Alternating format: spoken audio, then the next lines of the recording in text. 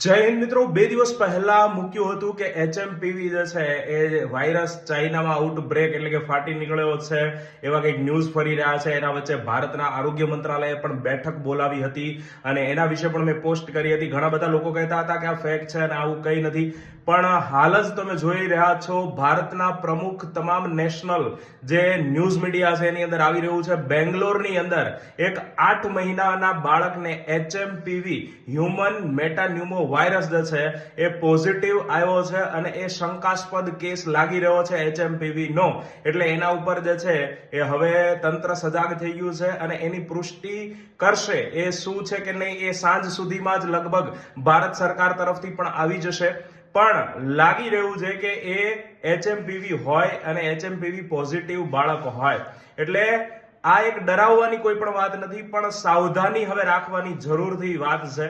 કારણ કે તમે જોઈ શકો છો એમ આપણા આંધ્રપ્રદેશ, મહારાષ્ટ્ર, દિલ્હી, બેંગ્લોરની અંદર એને લઈને ગાઈડલાઈન જાહેર થઈ ચૂકી છે. એટલે ભારતની અંદર કદાચ આ પ્રથમ કેસ હોય એવું લાગી રહ્યું છે. તમે હાલ તમામ ન્યૂઝ મીડિયાની અંદર પણ જોઈ શકો છો. જય હિન્દ.